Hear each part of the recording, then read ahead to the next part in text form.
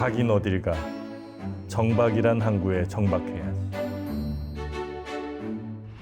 일생 동안 당신이 반드시 읽어야 될 100권의 책. 오늘은 스페셜로 여러분 모시고 있습니다. 강원도 인제군에 마련된 특설 무대지요. 네. 여기 바로 만해 마을에서 전해드리고 있고요.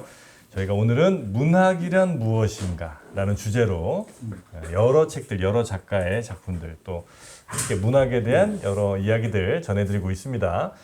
저희가 1부에서는 문학에 관한 일반적인 이야기들, 그 문학을 둘러싼 여러 논쟁들, 이런 것들 소개를 해드렸고요. 2부에서는 이제 본격적인 문학 작품들 속으로 한번 들어가 보도록 하겠습니다. 네. 시와 소설이 이제 대표적인 그렇죠. 문학 작품들이고요. 네네. 더 형태는 어쨌든 시가 더 오래된 거라고 생각을 해야 되겠죠? 그렇죠. 그래서 보통 이제 우리가 그 문학 작품을 읽을 때, 네. 그러니까 시를 읽든 아니면 소설을 읽든 아니면 희곡을 뭐 여러 읽어 나갈 때 가장 이제 어떻게 보면 뭐 좀 문학의 효능이라고 해야 될까? 그 인지에 충격을 준다고 하는 거예요. 네. 우리가 알고 있는 사실에 뭔가 새롭게 확인을 한다든지 아니면 새로운 거를 깨닫게 해준다든지 네. 이게 아주 상당히 사람들을 아까 말씀드린 감정을 풍부하게 해주기도 하고 또 우리에게 인간적인 것이 무엇인지 좀 그 반성하게 만드는 그런 효과가 있다고 보거든요. 네. 그래서 그거를 뭐 꼭 시 소설을 떠나가지고 그런 바로 우리 인지에 충격을 주는 거를 이제 유정호 선생님 같은 경우는 그걸 시적 순간이라고 보통 표현합니다. 그러니까 이제 밀란 쿤데라도 시적인 순간 이런 말을 많이 하는데 네. 쿤데라 했던 말이 결국 다 통하는 것 같아요. 그러니까 우리 삶의 시적 순간이라는 게 뭐냐면 찬란하고 아름답다 이런 게 아니거든요. 네. 우리 삶의 한 순간을 잊혀지지 않는 그 무엇으로 만드는 게 바로 시적 순간이거든요. 그러니까 아주 뭐 찬란히 아름답고 뛰어나고 이런 게 아니라 어떤 딱 하나의 순간을 정말 말씀 그대로 아까 뭐 문자가 가슴 속에 콱 박히듯이 네네. 그런 식으로 정말 영구 동결시키는 그런 느낌들을 시적 순간이라고 하는데 문학 작품들이 바로 그런 인지에 충격을 준다는 것. 이게 아주 이제 크다는 거죠. 사실 시를 보통 이제 아리스토텔레스가 하나의 어떤 인간이 지식을 얻는 원천으로서 이론학이라고 하죠. 테오리아. 그리고 실천학으로 네. 프락시스. 그리고 제작학으로 포이에시스라고 하거든요. 시를 제작, 뭐 물건 만드는 거와 똑같이 봤거든요. 좀 이상하잖아요. 사람들이 아니 시를 만드는 거, 시를 쓰는 거하고 어떻게 나무 의자 만드는 책상 만드는 거 같냐고 보는데 그게 제작을 한다는 건 같다고 본다는 거예요. 무슨 말이냐면 그 프랑스의 그 미학자 에티엔 수리오가 했던 말이 미학의 목적은 뭐냐? 아름다운 목적은 물을 창조하는 데 있다고 보거든요. 물. 우리 물질할 때 물자. 네네네. 그러니까 구체적인 뭔가를 형성하는 게 형상화란 말 쓰잖아요. 모든 문학 예술 작품 형상화가 성공했느냐 실패하느냐. 형상이 뭡니까? 형상, 폼이에요, 폼. 이 폼이 우리 마음 속에, 우리 가슴 속에, 머리 속에 생각이 딱 떠오르게 만들어지면 그 성공한 거거든요. 바로 그런 것들인 거죠. 사실 그러니까 문학 작품이 인지에 충격을 주고 그래서 미라는 것들이 물을 창조한다는 게 결국 뭘 만들어낸다는 거거든요. 그러니까 그 만들어낸다는 것이 결국은 소설이든 시든 희곡이든 결국 그것은 시적 순간을 창조한다. 이렇게 볼 수 있는 거죠. 네. 그래서 뭐 여기 유정호 선생님 책에는 이렇게 시작되고 있습니다. 그 세자매라는 체홉의 희곡이 있거든요. 그 세자매. 안톤 체홉의 안톤 세 체홉의 자매. 예. 네, 쓰리 시스터즈. 그렇죠. 이게 이제 일본식 말이라고 해요. 보통은 네. 이제 우리는 세자매란 말 안 쓰고 여자 삼형제 이렇게 써야 된다. 형제를 말 써야 된다. 네네네. 이 고장에서 세 가지 언어를 안다는 것은 불필요한 사치예요. 사치이기는커녕 필요 없는 갑의 덧붙이야 육손이처럼 우리는 아무 필요도 없는 것을 너무 많이 알고 있어요. 아니 보통 우리가 외국어를 많이 알고 공부를 많이 한다는 것은 좋은 일이잖아요. 근데 여기서는 사치를 뛰어넘어 가지고 육손이다. 이게 좀 약간 이때 써졌던 표현이니까요. 육손이처럼 이 필요가 없다 이거죠. 이게 사치를 넘어서서 아예 이게 더 필요가 없는 거다. 네네네. 왜 이 동네에서 세 가지 언어를 안다는 게 그러냐? 그러니까 이 세 자매가 살고 있는 데가 아주 러시아의 궁벽한 시골이란 말이죠. 그래서 이 시골에 살고 있는데 유일하게 세 자매하고 서로 대화 상대가 되어줬던 군인들도 이제는 그 주재지를 떠나게 돼요. 그러니까 이제 아무도 자기들하고 이야기할 사람이 없고 자기들은 지금 아무런 삶의 희망이 없는 거예요. 네. 그거를 지금 이제 하나의 어떤 그 세 가지 언어를 알고 있다는 것을 이제 그 여섯 번째 손가락에 이제 비유를 하고 있는 거죠. 그러니까 당시에 러시아 문학에서 이걸 딱 읽은 지식인들이 그리고 연극 배우들이 막 울고 있다잖아요. 자기들 신체하고 너무 비슷한 것 같아가지고. 우리가 이 공부를 이렇게 많이 했는데 아무 쓸모가 없잖아요. 그러니까 이거는 사치를 뛰어넘어서 이거 완전히 6번째 손가락과 똑같다. 사족이다. 이런 식으로. 그래서 이 세자매 희곡을 모스크바 극단에 처음 할 때 그 극단 배우들이 읽고 막 엉엉 울었다잖아요. 자기들 신세가 너무 똑같다고.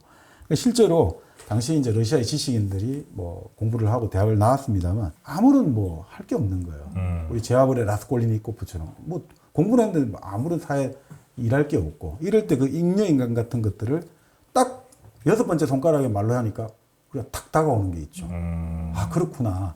우리 무조건 공부하고 외국어 많이 알고 이러면 좋다고 생각하는데 이게 오히려 하나의 어떤 불행과 지금 곤란에 이거를 상징할 수 있구나. 이런 것들을 하면서 우리가 다시 한번 생각해 볼 수 있게 만들어주는 게 있는 거죠. 이런 것들이 어떻게 보면 시적 순간을 우리에게 알려준다. 이렇게 이제 볼 수가 있는 거죠. 그 틈에 그 틈. 정프로가 시 하나를 또 써버렸습니다. 네. 창조예요? 와, 정프로는 천재인가? 그래요? 어떻게 이럴 수가 있지? 이 한번- 짧은 순간에 이 네. 체홉의 이 시를 들으면서 네. 지금의 이 상황, 인제 모인 이 사람들을 보면서 그냥 시 하나를 써버렸어요. 이 시라는 게 이런 건가 봐. 저 기대해도 돼요? 딱 꽂히면 그냥 이건 내가 막 창조해 썼다기보다는 그냥 내 마음속 깊은 곳에 난 들어가서 뭘 하나 꺼내왔을 뿐이에요. 아 정말 대단합니다. 그냥 막 나오는 거 어떻게 해. 알겠어요. 나도 막을 수는 없었습니다. 네, 알겠어요. 들어볼게요. 정프로의 만해마을이라는 시입니다. 정박의 중력에 끌려 인재로 모인 독자들. 이들은 이제 어디로 가야 하나. 가긴 어딜 가. 정박이란 항구에 정박해야지. 아, 난 천재인가 봐. 저 깊은 곳에 가서 꺼내왔구만. 정박이라는 곳에 정박해야지. 아, 막 그냥 생각나는 건 어떡해. 우리 이제 전프로님은 그 외국식으로 말하면 그 에너그램이라고 해야 될까? 이 언어를 이렇게 분해하고 글자를 가지고 막 조합해내고 이런 능력들이 네. 아주 뛰어난 것 같습니다. 근데 보통 그런 능력들이 사실 지금 말씀대로 이게 그냥 자기가 어디 접신을 해가지고 네. 끄집어내 온다고 해야 될까? 언어의 광맥에 그런 참 대단하시네요. 아, 좋았어. 됐어. 나 오늘 시 하나 썼다. 그래요? 알겠어요. 자, 우리가 세자매에서 그걸 한번 봤는데 네. 요거는 이제 리어왕이거든요. 리어왕 한번 뭐 리어왕. 지선 씨가 한번 읽어주시고 좋고. 리어왕. 리어왕, 네, 누가 쓴 거라고요?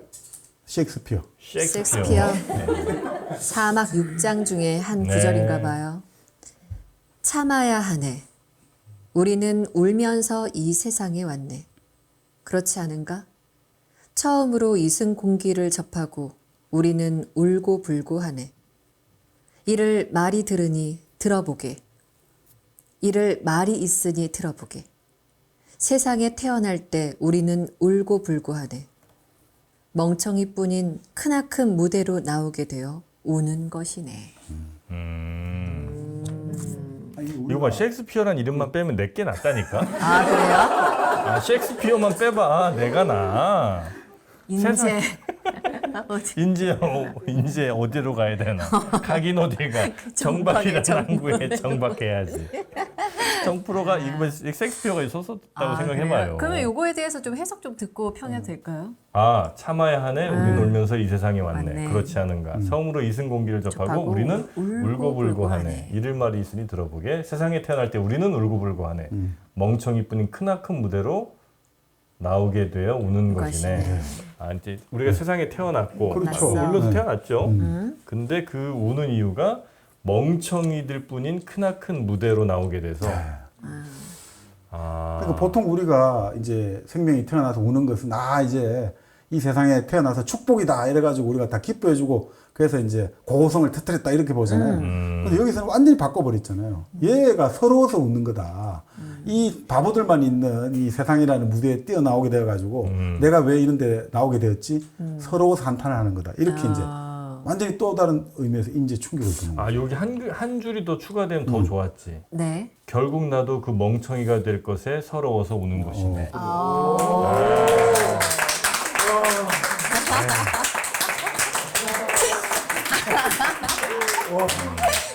괜찮아. 괜찮았어? 요건 진짜 괜찮았어. 요건 괜찮았어? 네. 각인.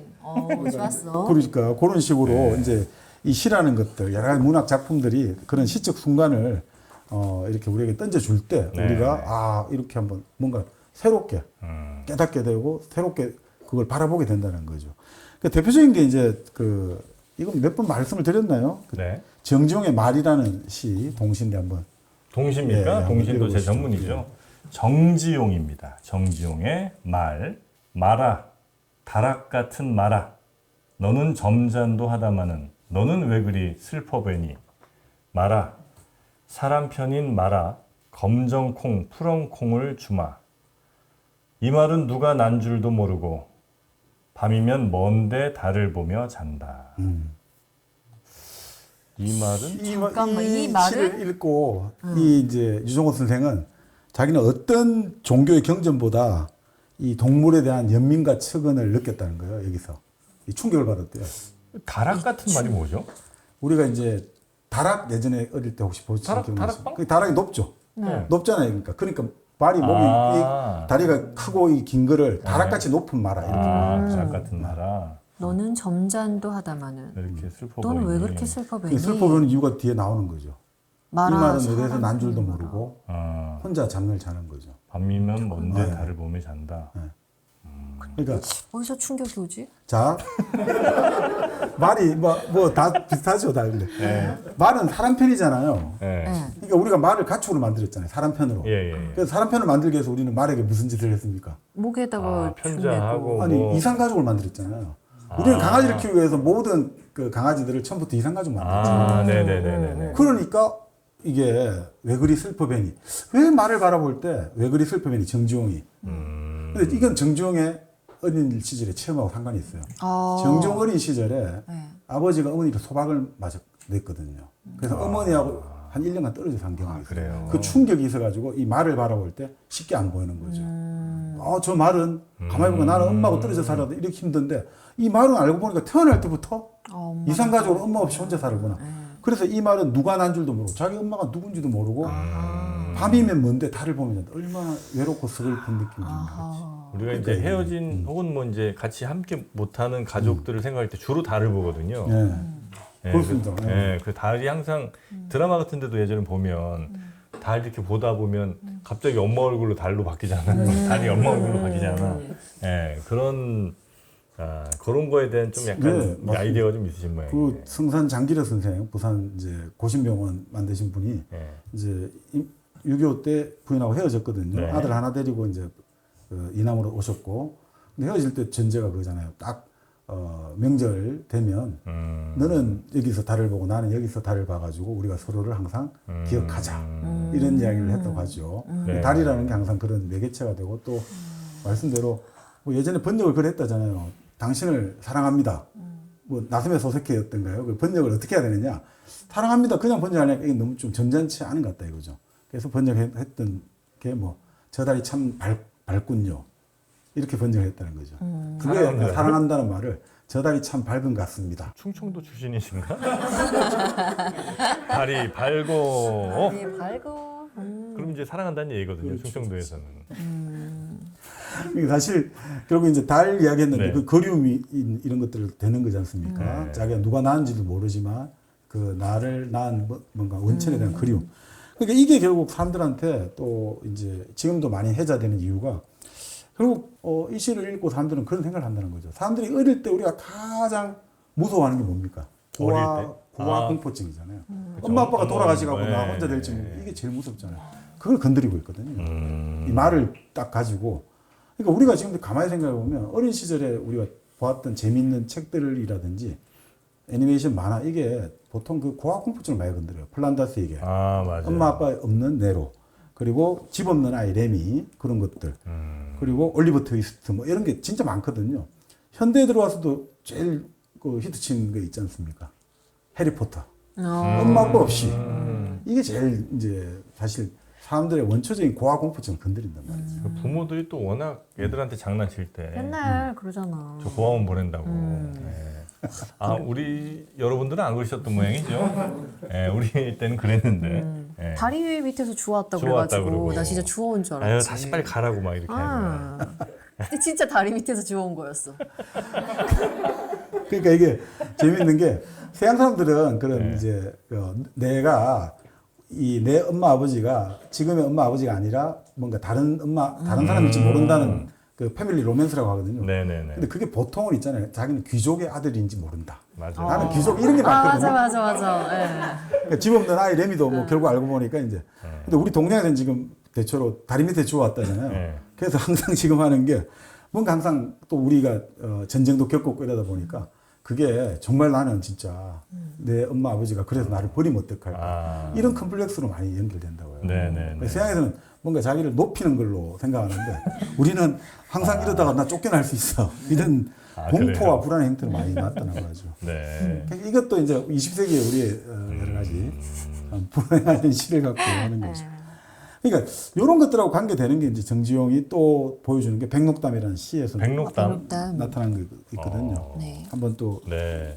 예전에 그 대전에 백록담이라는 치킨집이 있었어요. 아 진짜 맛있었거든요. 숯불 치킨. 갑자기?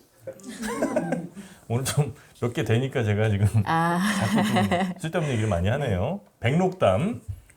첫 새끼를 낳느라고 암소가 몹시 혼이 났다. 얼결에 산길 백리를 돌아 서귀포로 달아났다. 물도 마르기 전에 어미를 여인 송아지는 움매 울었다. 말을 보고도 등산객을 보고도 마구 메어 달렸다. 우리 새끼들도 모색이 다른 어미한테 맡길 것을 나는 울었다. 우리 새끼들도 털 색깔이 다른 어미한테 맡길 것을 그렇죠. 나는 울었다. 그러니까 이거는 이제 부모 입장이죠. 부모 입장에서는 내가 빨리 죽어가지고 내 자식들이 다른 사람 손에서 길러지면 어떡하나. 이런 불안을 또 건드리고 있는 거죠. 내 새끼가 모색이 다른 송아지가 엄미소가 네. 없으니까 뭐 다른 사람을 봐도 엄매하고 그죠? 맞아요. 그런 식으로. 그래서 내 새끼가 혹시 네. 내가 죽고 나면 다른 사람 손에 길러지면 어떻게 될까? 이런 것들. 그러니까 이런 것들을 통해 가지고 우리에게 참 짐승도 결국 이런 것이구나. 짐승은 이산가족이었구나. 짐승은 어릴 때부터 이렇게 따로 떨어져 살았구나. 이런 것들이 자연스럽게 이제 뭐라고 할까? 우리가 동물권을 존중합시다. 이런 네. 것보다 이 시라든지 문학의 한 구절을 가지고 사람들이 탁 뭔가 변화를 유도할 수 있다는 거죠. 그 대표적으로 그런 이야기를 많이 합니다. 그 노예 무역 있지 않습니까? 네. 미국의 노예 제도가 그 우리는 1800 뭐 남북 전쟁 62년인가 3년에 노예 이제 해방 선언을 했지 않습니까? 네. 그런데 노예 무역은 이미 1807년에 금지를 했대요. 네. 왜냐하면 자꾸 노예를 많이 수입해 오다가 이 노예가 나중에 반란을 일으키면 큰일 난다 해가지고 이제 노예 수입은 1807년자로 금지를 했던 거예요. 근데 노예가 일손이 필요하잖아요. 그래서 나온 게 뭐냐면 사실 지금하고 비슷한데 출산 장려 운동을 하는 거예요. 노예들 보고 자꾸 출산을 해라 이거죠. 10번 출산하면 너 자유 해방시켜줄게.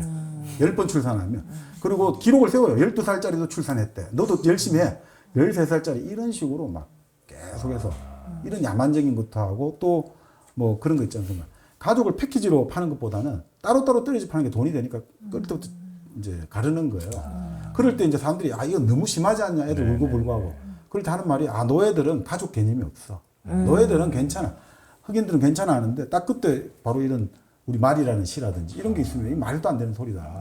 이거 우리가 이건 뭐 과학적 토론하자 이런 필요도 없는 거죠. 네네. 이 시의 한 구절로 제압을 할 수 있지 않는가. 그래서 이제 이 네네네. 좋은 시나 좋은 문학이라는 것은 뭐라고 할까? 인간이 정말 인간다운 것이 무엇인지. 네. 우리가 지난 시간에 그 반항에 관해서 까미 이야기를 했습니다만 사람이 인간적인 건지 뭔지는 알 수가 없어요. 근데 이런 걸 딱 할 때 이제 이건 좀 정도를 넘어치는 것 같은데 이렇게 사람을 노예를 만들기 위해서 막 11살, 12살짜리한테 애를 낳게 만들고 10번을 애를 출산을 하면 너 해방 노예를 시켜줄게. 이거는 정도를 넘어선 것인데 선을 넘으신 것인데 이런 것들이 또 나와야 되거든요. 단순하게 우리가 경제라든지 이것만 갖고 되는 건 아니라고 하죠. 보통 지금 우리가 보고 있으면 실제로 큰 변화가 일어날 때, 그러니까 사회 변화가 할 때 경제 변화를 많이 예를 들지 않습니까? 경제가 먼저 변화하고 된다고 하는데 사실 근대 사회를 만든 거는 사상 변화부터 먼저 나오거든요. 16세기부터 사회 계약론부터 시작해서 이 사상의 변화가 나와요. 그리고 이 사상이 나서 이제 그렇습니다. 네. 그렇게 나오고 나서는 산업혁명이 예, 일어나고. 7, 8세기 중반에 산업혁명이 일어나고 그 다음에 18세기 후반에 정치혁명이 일어나게 되고 네네네.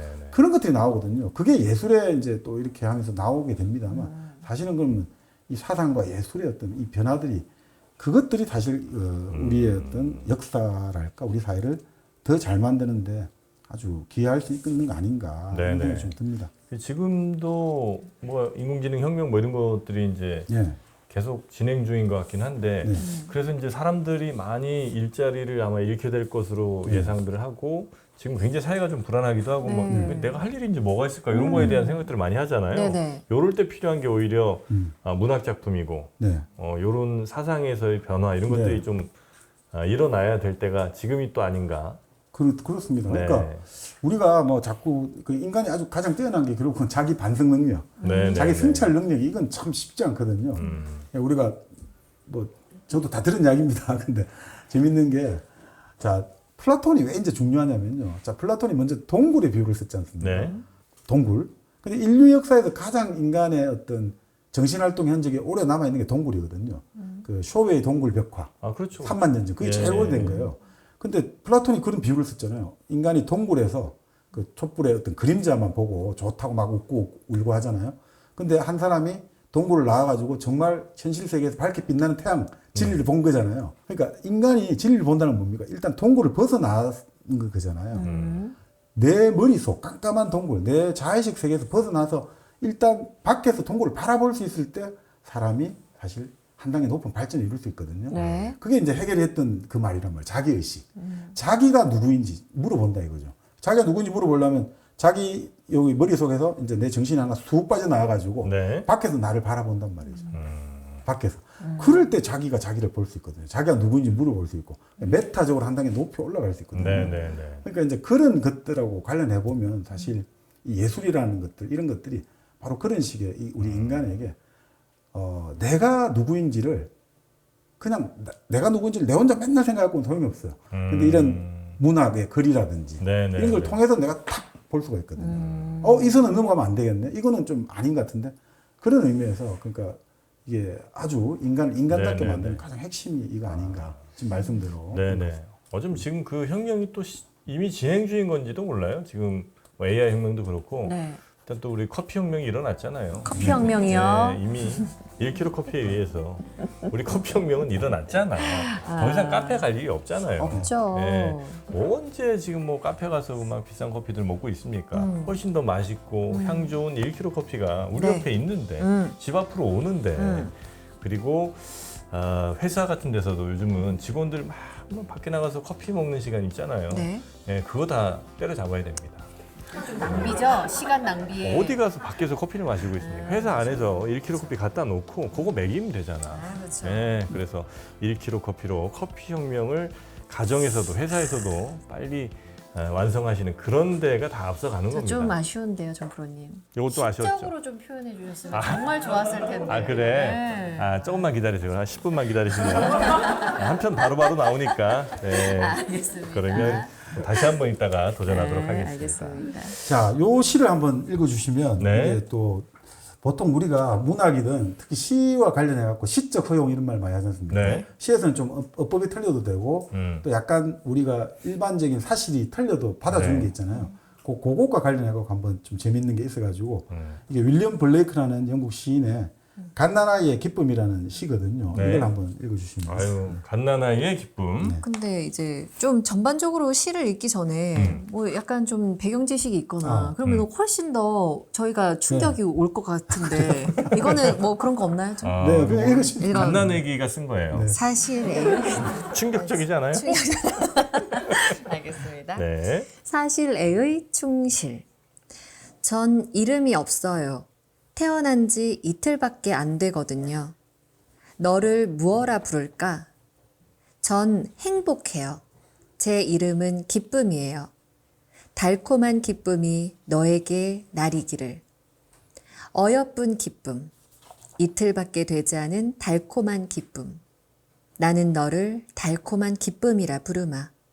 너는 미소 짓는다. 그 사이 나는 노래한다. 달콤한 기쁨이 너에게 나리기를. 그러니까 여기서 사람들이 네. 이 시를 네.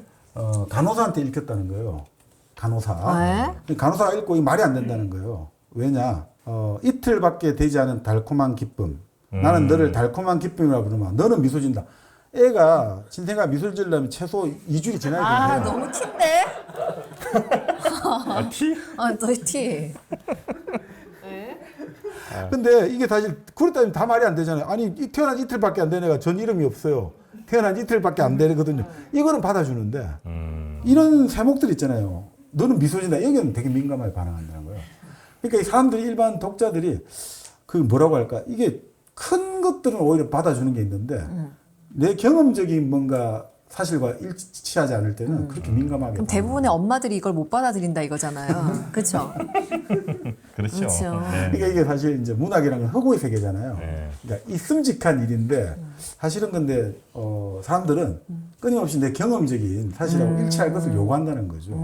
그러니까 이게 참 묘한 것 같아요. 그러니까 왜 사실과 불일치하느냐. 이걸 가지고 이제 우리가 말하는 뭐 정말 그 머리카락에 홈을 파듯이 이렇게 흠을 잡아내는 것에 또 재미를 느끼는 사람도 있고 이런 것들이 꽤 많아요 생각보다. 네. 우리 뭐 그 윌리엄 골딩의 파리대왕. 아, 파리대왕. 파리대왕. 파리대왕. 그 네. 조금 나왔죠. 네.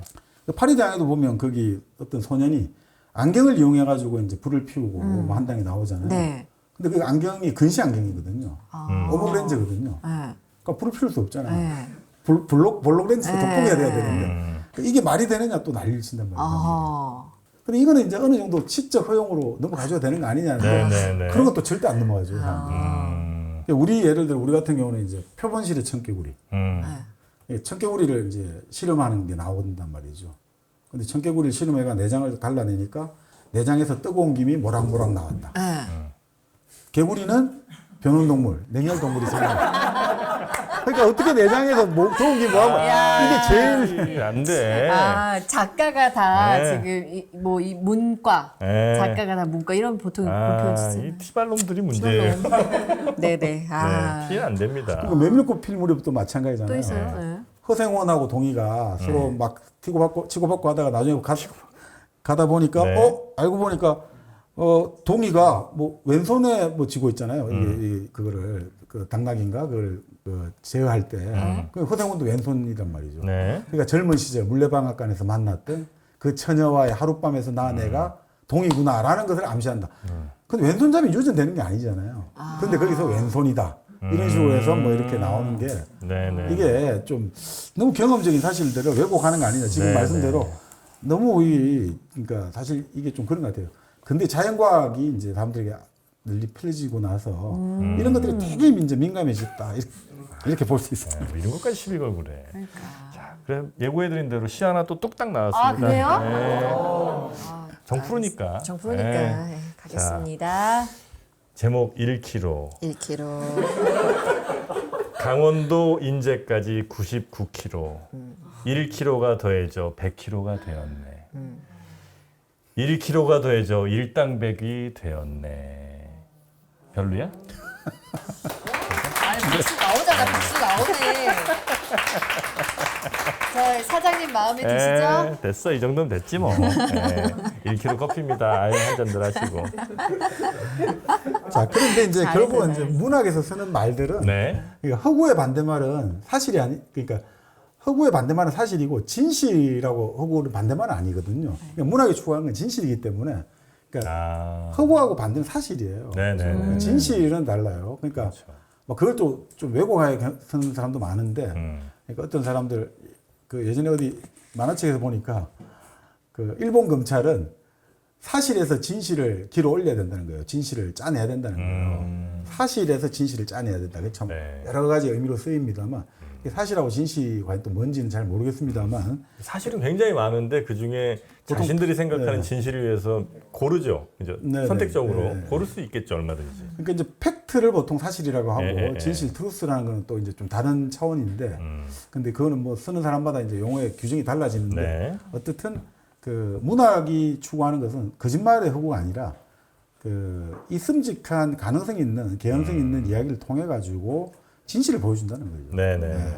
이게 진짜 그 당시에 이런 사람이 있었는지 없었는지 모르지만 그 당시에 이런 일들이 일어날 법했다는 걸 통해 가지고 그 당시에 어떤 단면이라고 할까 이것들을 우리에게 보여주는 게 이제 문학 아니냐. 네. 그래서 이제 문학을 어떤 사람들은 그래 과학을 하는 사람들은 이게 그 과학적인 그 어떤 사용, 그러니까 언어의 과학적인 사용하고 언어의 정감적 사용을 구분하자 이렇게 보거든요. 네. 언어를 과학적으로 쓰는 거라고.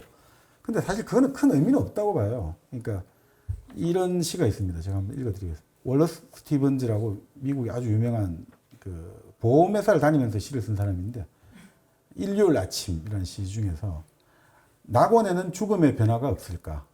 무르익은 과일도 떨어지는 법이 없을까? 가지들도 늘 무겁게 그 완전한 하늘에 걸려 있을까? 변함없이. 그러니까 이 재밌는 말입니다. 낙원에는 우리가 낙원 패러다이스 하는 거는 어떻습니까? 이 생로병사의 법칙이 없잖아요. 생로병사라든지 낙원에는 우리 그렇죠. 낙원에 천국에 예, 가면 예, 예. 항상 즐겁고 항상 예. 젊어야 되잖아요. 그죠? 그러면 낙원에는 이제 변화가 없어야 되잖아요. 자, 그러면 변화가 없으면 어떻게 된대요? 무르익은 과일도 떨어지는 법이 없어야 되잖아요.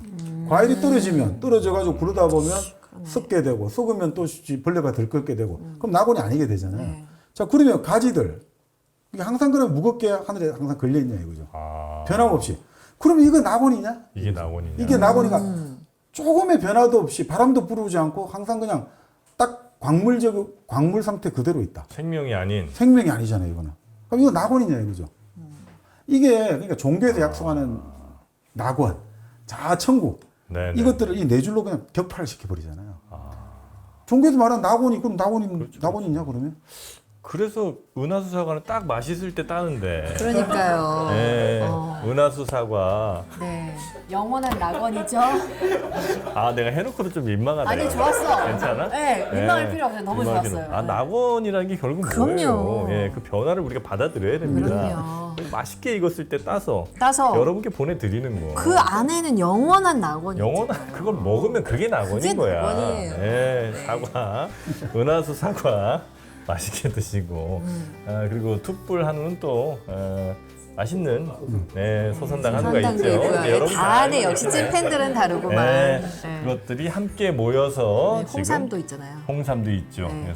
그래서 소백산의 네. 소백지향. 소백지향 홍삼 네. 함께 뭉쳐서 은하수팜이라는 통합 브랜드로 운영이 되고 있습니다. 네이버에서 은하수팜 검색하시면 이 세 가지 모두 함께 드실 수가 있으니까요. 네. 여러분이 죽어서 어디 나온 가실 생각하지 마시고 바로 이 현생, 지금 이 현생이 땅, 중요해. 이 가족과 함께 맛있는 음식들을 드시는 그 낙원을 네. 꼭 한번 만들어 보시기 바라겠습니다.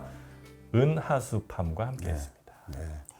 그러니까 이 참 시의 언어랄까 이 문학적 진술이라는 것은 정말 한 네 줄, 몇 단어를 가지고 뭐 종교가 말하는 뭐 여러 가지 과학이 말하는 것들을 탁 그냥 한번 건드려 볼 수 있는 거죠. 네네. 그런 면에서 이제 문학이 갖고 있는 효과라고 할까 이런 게 크죠. 네. 그러니까 결국 이 시의 뭐 꼭 시의 언어뿐 아니라 모든 이제 그 시적인 언어가 갖고 있는 거는 함축이 있잖아요. 네. 그러니까 말을 단순하게 지시하는 기능뿐 아니라 함축이 있잖아요. 그러니까 이게 참 함축을 잘 하시잖아요. 네, 함축 의미를. 잘하시죠. 네. 이게 결국은 이제 우리가 이 시대에서 그 함축적 의미를 잘 구사하는 사람들이 네. 사실 지식인이 되는 거거든요. 아. 그래서 언어를 신조를 만들어내고 네. 그것을 이제 의미를 부여할 줄 아는 사람이 이 사회의 어떤 지식 생산자들이에요, 사실. 근데 저는 왜 이렇게 버림받았을까요? 누구에게? 누구에게요? 누구에게 버림받았는데요? 아니 맨날 나 사람들이 막 댓글로 막 하잖아. 상처받았어. 어르지 마라. 보들레르가 그랬지 않습니까? 이제 시인은 네. 알바트로스인데 이제 신천홍 아주 큰 예, 이제 예. 근데 이런 육지에서 날지를 못하고 뒤뚱뒤뚱 되면 그렇게 천대받게 되잖아요. 아니 그러니까 내가 뒤뚱댔어? 지상에서 내 뒤뚱대진 않았잖아. 아니 지상에서 그러니까 이렇게 천재들은 몰래 항상 그 폄하와 질투를 받게 돼 있다 이런 뜻이죠. 이상한 약간 조롱한 것 같은데. 아니 보들레르가 그런 이야기를 했습니다. 아니 뭐 좋아요. 그럼 우리 좋아. 정박님은 도대체 어디 가서 복사하시면 이렇게 나옵니까? 요즘 이거 언제적 복사야 이거? 아, 제가 복사를 잘못해가지고 80년대 복사 아니야 이거? 아, 그래? 복사기 요즘 이렇게 안 나와. 색깔이? 이게 뭡니까 이게? 자, 잘못해가지고. 자, 그러니 함축을 참 잘하시는데, 이제 이런 거죠. 그러니까 우리가 네. 그 함축이 이제 왜 중요하냐면 이 시 있지 않습니까? 박목월의 나그네. 나그네. 나그네. 네. 강나루 건너서 밀밭길을 구름에 네. 달가듯이 가는 나그네. 네네. 길은 외줄기 남도 300리 술 있는 마을마다 타는 저녁놀. 네. 구름에 달가듯이 가는 나그네. 자, 여기서 나그네 대신에 구름에 달가듯이 가는 여행자 해보자 이거요. 여행자. 되지, 구름- 다 돼. 그러니까 구름에 달가듯이 가는 과객, 네. 구름에 달가듯이 가는 길손. 좀 이게 이상하잖아요. 아. 그리고 의미는 통할지 모르나. 예, 길은 외줄기 남도 300리인데 남도 120km. 약간 100리에 40km니까. 아니, 저를 약간 좀 오늘 아니, 저격하시는 것 같은데. 아니, 그러니까 좀, 그러니까 이게 함축이라는 게 아주 이제 정말 이게 이 한 단어에 따라 가지고 우주적인 차이가 있다. 이제 이렇게 이제 보는 수 있다는 거죠. 네네. 그래서 황진이 시도 나오거든요, 시조. 황진이? 예. 황진이. 내가 할 줄 알았어요. 황진이. 황진이 시조에. 왔다. 그렇죠. 동짓달 기나긴 밤을 하늘이를 아, 베어내어 네네. 춘풍 이불날에 서리서리 넣었다가 어른님 오신 날 밤이어든 아. 구비구비펴리라. 너무 좋아. 정말 좋은 시잖아요. 네. 이게 밤이라는 시간을 하나의 또 우리 사물처럼 딱 싹둑 베어내고 그 다음에 그걸 춘풍도 따뜻한데 이불도 따뜻한데 아. 춘풍 이불 더 중의적으로 해갖고 서리서리 이게 우리가 그 사는 사리 사듯이 이렇게 네네네네. 그걸 타게가 넣어놨다가 어른님 사랑하는 님이 오신 날 밤이거든 구비구비. 야, 이 의태어가 멋있잖아요. 예. 다 펴는 모양들. 그러니까 이런 좋은 시가 있는데 여기에 동짓달 기나긴 밤을 예를 들어 12월 기나긴 밤을 이러면 좀 이게 좀 동지하면 동지가 제일 밤이 긴 딱 네. 날이다. 이게 딱 있는데 갑자기 12월 이렇게 해버리면 아, 맛이 확 떨어져. 맛이 떨어진다. 네. 그죠.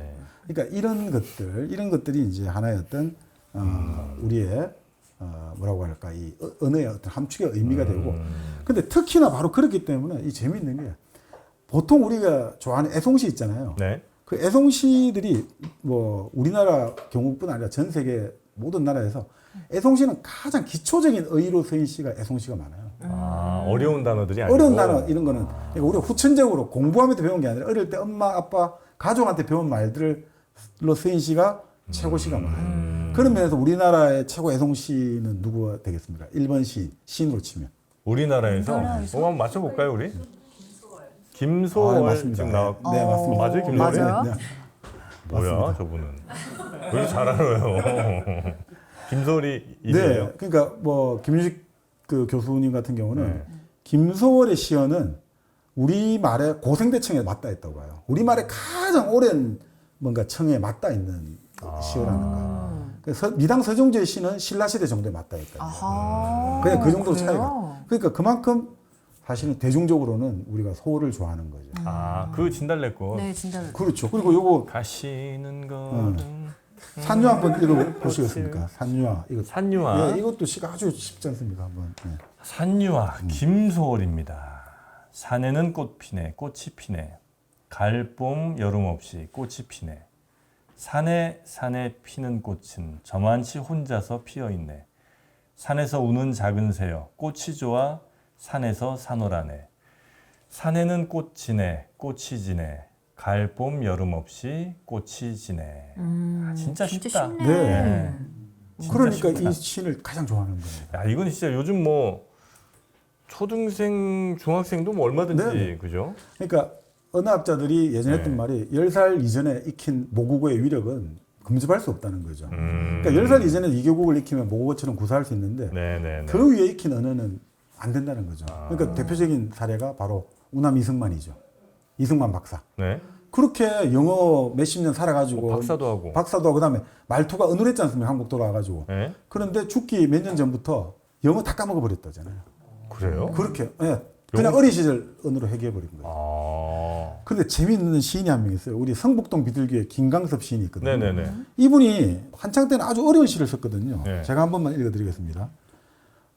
해심의 깜빡이는 등불로 말미암아 밤바다는 무한히 캄캄하다. 물결은 발 아래 바위에 부딪혀 출렁이고 자유는 영원한 우수를 또한 이 국토에 더하노라. 어둠을 스쳐 멀리서 갈매기 우는 소리 귓가에 와서 가슴에 상처를 흡이고 사라지나니 이 밤바다에 외치고 가는 시의 새여 그대의 길도 어둠에 차서 향방 없거늘 비의 시인 고뇌를 안고 또한 그대로 더불어 밤의 대양으로 가라. 그럼 어려운 말이 많잖아요. 해신 바다 한가운데 예. 자유, 우수, 국토, 비애. 그러니까 이거는 이 사람이 책을 읽고 공부를 해서 익힌 언어들이잖아요. 그러니까 이런 시가 뭐 아니 나쁜 건 아닌데 좀 그렇게 대중적이지 못했거든요. 근데 이분이 나이가 좀 드셔가지고 좀 약간 이제 초로의 나이 때 약간 이제 일종의 뇌졸중 약간 알았대요. 네네네. 그리고 나서 쓴 시가 절창이 나오는 거예요. 오, 그 대표적인 와. 시가 그 신기해. 유심초에 나오는 그 바로 이제 저녁의 이 시입니다. 한번 네. 읽어주시면. 아, 이거. 네. 저렇게 많은 중에서 별 하나가 나를 내려다본다. 이렇게 많은 사람 중에서 그 별 하나를 쳐다본다. 밤이 깊을수록 별은 밝음 속에 사라지고 나는 어둠 속에 사라진다.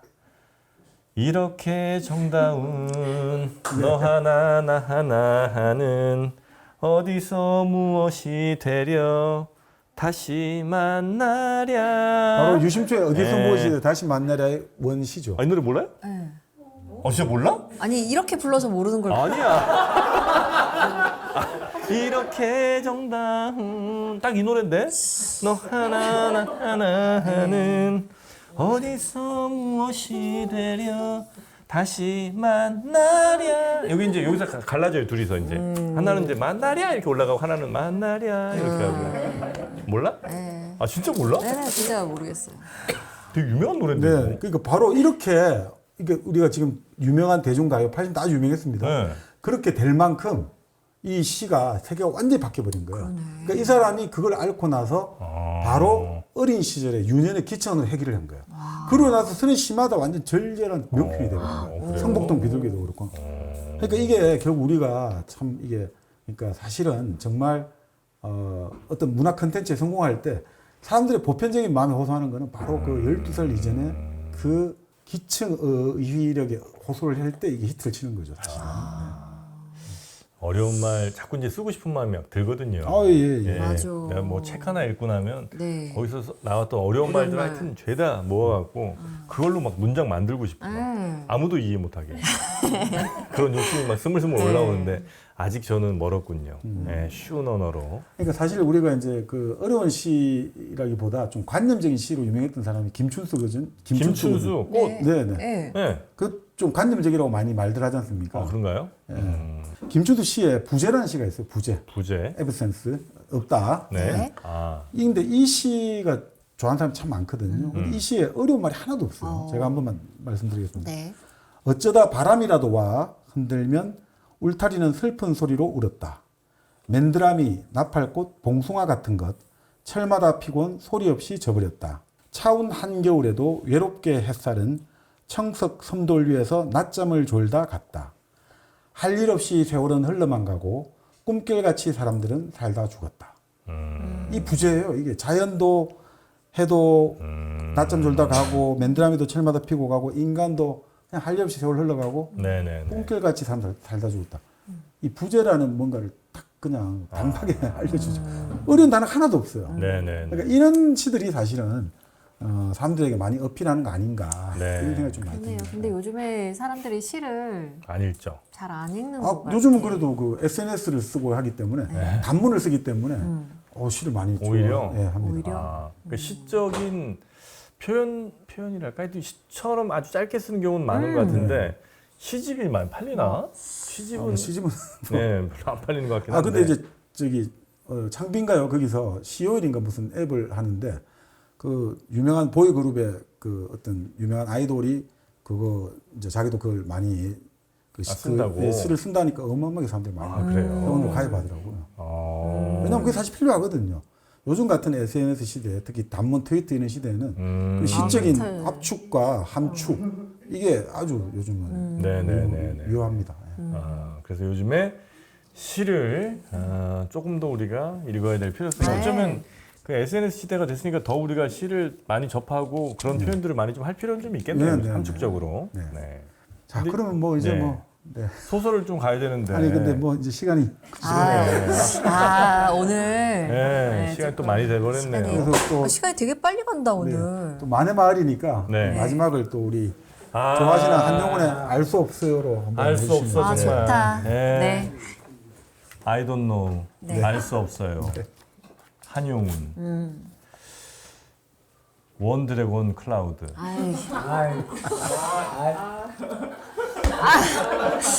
아이, 정말. 자, 자, 다시 합니다. 갑니다. 한용운 알 수 없어요. 바람도 없는 공중에 수직의 파문을 내이며 고요히 떨어지는 오동잎은 누구의 발자취입니까? 지리한 장막 끝에 서풍에 몰려가는 검은 구름의 터진 틈으로 언뜻 보이는 푸른 하늘은 누구의 얼굴입니까? 꽃도 없는 깊은 나무에 푸른 이끼를 거쳐서 옛 탑 위에 고요한 하늘을 스치는 알 수 없는 향기는 누구의 입김입니까? 근호는 알지도 못할 곳에서 나서 돌뿌리를 울리고 가늘게 흐르는 작은 시내는 굽이굽이 누구의 노래입니까? 연꽃 같은 발꿈치로 가히 없는 바다를 밟고 옥 같은 손으로 끝없는 하늘을 만지면서 떨어지는 해를 곱게 단장하는 저녁놀은 누구의 시입니까? 타고 남은 재가 다시 기름이 됩니다. 그칠 줄을 모르고 타는 나의 가슴은 누구의 밤을 지키는 약한 등불입니까? 아, 좋아. 만해 한용운입니다. 네. 아, 만해 뜻이 혹시 뭔지 아세요? 우리 지선 씨는? 1만 만에 네. 바다 해더라고요. 1만 만에 바다해. 아니 궁금해서 물어본 거예요. 아, 만해. 만해예요? 아 그렇구나. 자 우리 만해. 만이란 말 자체가 꼭 뭐 숫자를 의미한다기보다 네, 네. 꽉 찬, 뭐 전체 네. 이런 뜻이 좀 더 있지 않겠습니까? 요 지금 만해 한용운 요 박물관 가잖아요. 네. 그러면 이런 시도 있지만 네. 이분이 살아온 처음부터 이렇게 쫙 그 있거든요. 있어. 인생이 있어요. 근데 네. 그 인생을 알고 들으면 예, 또 내 달리기. 가슴에도 예. 이런 등불 하나가 아 조용히 켜지는구나. 네. 아유. 네. 자, 여러분의 마음속에도 오늘 혹시 등불 하나씩 다 켜졌는지 모르겠습니다. 그 등불 쉽게 끄지 마시고 그 따뜻한 마음으로 1kg 커피 검색하시고요. 대단하다. 따뜻한 커피 네. 한 잔씩 하시면서 네. 그리고 오늘 이제 이 자리가 끝나고 나면 또 여러분과 함께 네. 즐거운 네. 뒤풀이 자리가 또 있으니까요. 네, 거기에서 또 너무 술들 많이 취해서 또 이상한 짓 하지 마시고, 네, 또 하필이면 오늘 묘하게, 네, 묘하게. 남녀 성비가 50대 50입니다. 와우. 네, 그러나 제가 장담컨대 별일은 일어나지 않을 것 같아요. 왜 저래? 네, 50대 50인데. 네. 네. 그래서 오늘 하여튼 즐거운 밤들 되시고 혹시 방송을 통해서 또 유튜브 통해서 보시는 분들께서도 다음 기회에 또 저희와 네. 함께 하시면 좋겠고 여러분도 오늘 밤 좋은 일들 많이 생기시길 바라면서 이게 끝이 아니라 처음 이제 시작이라는 네, 네, 거죠? 네, 네. 북스테이. 아, 네. 북스테이 네, 네. 네, 계속 또 해야죠. 계속해요? 네. 오. 진짜 해요? 네. 하여튼 좀 인제군 쪽에 지원을 받아가지고 아, 네. 그렇습니까? 좀 더 이제 아주 네. 할인된 가격으로 아. 여러분들을 모시겠습니다. 알겠습니다. 네. 자, 다음 북스테이에서도 많은 분들이 함께 해주실 것을 기대하면서 오늘은 여기에서 마무리하도록 하겠습니다. 일당백 강원도 인제 만해마을에서 전해드린 북스테이 2부 인사드리고요. 저희는 다음 주에 더 재미있는 책으로 여러분 찾아뵙도록 하겠습니다. 함께해 주신 여러분 고맙습니다. 고맙습니다.